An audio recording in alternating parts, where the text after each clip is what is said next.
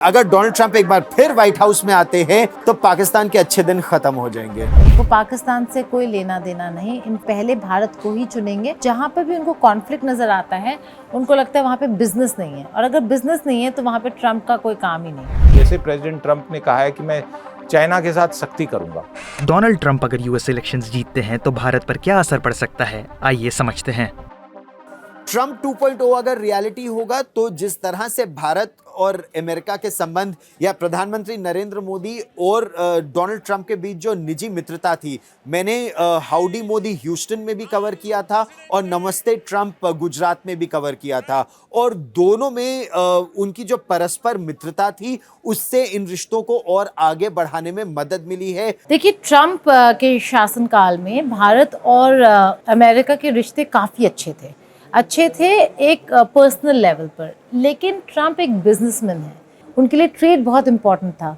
तो जब एक हार्ले डेविडसन का केस हुआ था, जब हार्ले डेविडसन बाइक्स पर बहुत ज़्यादा टैक्सेस ड्यूटीज़ डाले थे भारत ने, इम्पोर्ट ड्यूटीज़, तो ट्रंप ने कहा था कि ये ड्यूटीज़ कम होनी चाहिए। 150% कौन मांगता है, कौन सा देश मांगता है, so on and so fourth. जब ये नहीं हुआ तो ट्रंप काफ़ी नाराज़ हो गए थे, और जो बहुत बड़ा एक फ्री ट्रेड एग्रीमेंट जैसे ट्रेड डील होना था दोनों देशों के बीच, वो फंस कर रह गया वो मामला। जब डोनाल्ड ट्रंप राष्ट्रपति थे तो उन्होंने बहुत आसान शब्दों में दो टूक तरीके से यह कहा था कि पाकिस्तान ने अमेरिका को लूटा है, $33 बिलियन अमेरिका से ले लिए पाकिस्तान ने, और आतंकवादियों के खिलाफ ठोस कार्रवाई नहीं की, और वो पाकिस्तान के खिलाफ ठोस कार्रवाई कराएंगे। हाँ, एक तरफ आप स्ट्रैटेजी की बात करें तो रूस चाइना को लेकर जो भारत का स्टैंड था वो कहीं ना कहीं ट्रंप का भी वही स्टैंड है।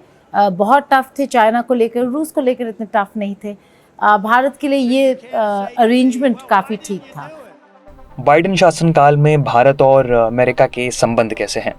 इंटरेस्टिंगली जो प्राइम मिनिस्टर मोदी का पहला स्टेट विजिट है वो भी बाइडेन शासनकाल में हुआ, जबकि हमें ये लगता था कि मोदी का जो स्टेट विजिट बहुत बड़ी चीज़ होती है। ऐसे वैसे तो बायलैटरल विजिट बहुत किए उन्होंने, लेकिन स्टेट विजिट हमें लगा था कि पहला स्टेट विजिट शायद ट्रंप के रहते होगा। ऐसा हुआ नहीं, बाइडेन के वक्त ये पहला स्टेट विजिट हुआ।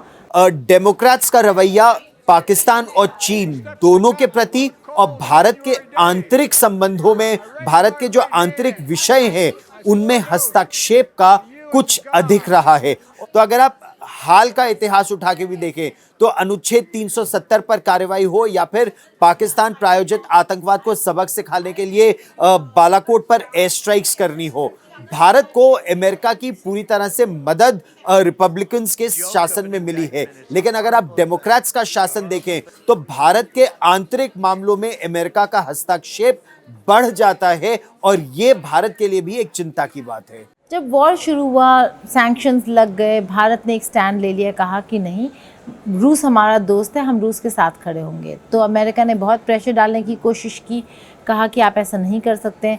भारत ने कोशिश की और इंश्योर किया कि हम रूस से ऑयल लेना शुरू करें। अमेरिका खासा नाराज़ हुआ, अमेरिका ने कहा ये हो नहीं सकता।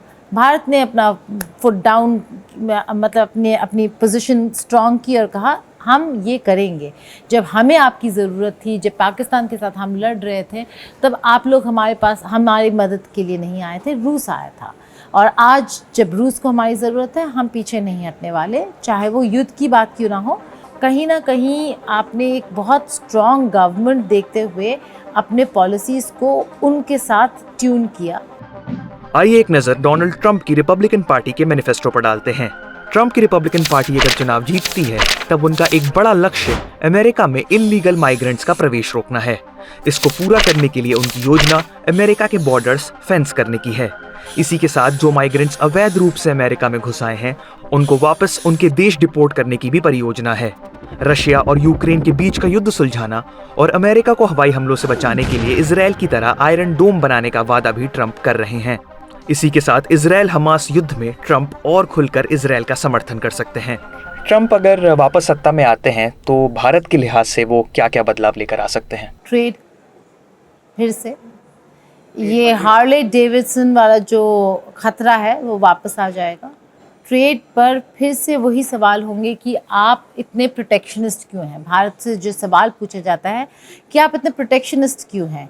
भारत एक ऐसा देश है जहाँ पे वो चाहता है कि उनके जो स्मॉल और मीडियम इंडस्ट्रीज़ हैं वो बाहर के इन्फ्लुएंस की वजह से ख़त्म ना हो जाए। प्रेसिडेंट ट्रंप काफ़ी हद तक ट्रांजैक्शनल व्यक्ति हैं, ऐसा हम मानते हैं, और उनका शायद कहीं ना कहीं पे ये प्रेशर होगा कि हमारा सामान खरीदो तभी हम आपकी मदद भी करेंगे।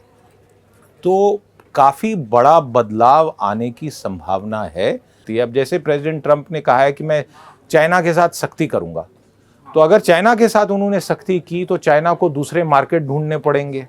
चाइना सबसे बड़ा इंपोर्टर भी है और सबसे बड़ा एक्सपोर्टर भी है दुनिया में। सो इसका एक इंटरकनेक्टेड होगा, केवल इंडिया और यूएस पे प्रभाव पड़ेगा ऐसा नहीं। सब लोग इंटरकनेक्टेड हैं ग्लोबल ट्रेड में, इसलिए कुछ ना कुछ असर सब पे पड़ेगा। भारत की बहुत अहम भूमिका है चाइना पर अंकुश लगाने के लिए। वो डेमोक्रेट से ज्यादा रिपब्लिकन्स अंकुश लगाएंगे, इसमें दो राय नहीं है। रिपब्लिकन्स का रवैया और कड़ा रहता है चीन के प्रति। वीज़ास के मामले में ट्रंप भी एक पॉजिटिव वो आउटलुक रखेंगे, क्योंकि उनको अच्छे लोगों की ज़रूरत है। जैसे उन्होंने कहा, उनका जो पूरा आउटलुक है वो चेंज हो गया है। वो अब इलीगल इमिग्रेशन के खिलाफ है, इमिग्रेशन के खिलाफ नहीं है। तो इलीगल इमिग्रेशन चाहे वो मेक्सिको से हो रहा हो चाहे भारत से हो रहा हो, बहुत ही कड़ा रुख अपनाने वाले हैं। तो हमारे ऐसे कई सारे भारतीय हैं जो वहाँ इलीगली जाने की कोशिश करते हैं, पहुँचने की कोशिश करते हैं, उनको फटाफट डिपोर्ट कर दिया जाएगा। कुछ मुस्लिम बहुल देशों से आने वाले मुसलमानों पर ट्रंप ने प्रतिबंध लगाया था। क्या भारतीय मुसलमान भी इससे प्रभावित हो सकते हैं? भारत उनमें से नहीं था। जिन मुस्लिम कंट्रीज में प्रतिबंध लगा था, भारत उनमें से नहीं था, क्योंकि भारतीय मुस्लिम एक्सट्रीमिस्ट, इस्लामिस्ट और टेररिस्ट नहीं माने जाते हैं। येमन, सीरिया ऐसे देशों के साथ जहाँ पे लड़ाई चल रही है, जहाँ पे ऑलरेडी मुश्किलें हैं, उन देशों के साथ उनको प्रॉब्लम्स था। आई थिंक पाकिस्तान भी उनमें से एक था।